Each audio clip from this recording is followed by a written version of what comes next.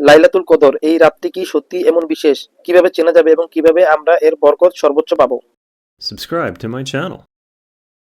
লাইলাতুল কদর হলো রমজানের সবচেয়ে পবিত্র রাত। কোরআনে বলা হয়েছে লাইলাতুল কদর হাজার মাসের চেয়ে উত্তম, অর্থাৎ এক রাতের ইবাদত হাজার মাসের সমতুল্য সওয়াব দেয়। তাই এই রাতের গুরুত্ব বোঝা এবং সঠিকভাবে প্রস্তুতি নেওয়া অত্যন্ত জরুরি।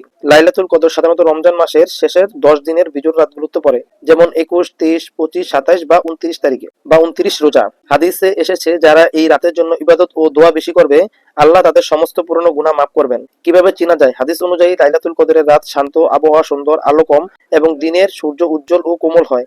এর বাইরে সবচেয়ে নিশ্চিত উপায় হলো শেষ 10 দিনে বিজোড় রাতগুলোতে বিশেষ ইবাদত ও নফল নামাজে ব্যস্ত থাকা।